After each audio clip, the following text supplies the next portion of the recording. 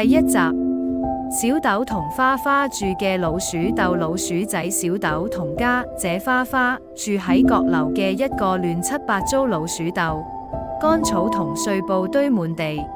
小豆瞓喺一嚿爛布上，老鼠仔小豆同佢家姐花花住喺閣樓嘅老鼠窩。呢度雖然亂到好似垃圾堆咁，但佢哋住得好溫馨。小豆成日夢見花生醬，佢嘅人生至愛。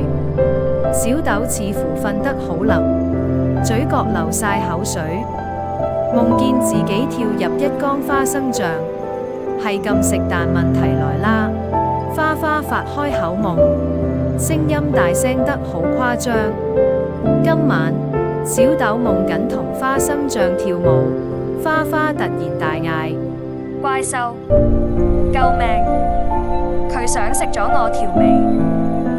小豆彈起身，撞頭喺窩頂，乾草跌晒落佢面上。救命！你條尾仲喺度，但我記花生醬飛咗。小豆頂唔順花花嘅噪音，決定要搵個新竇拯救佢嘅花生醬夢。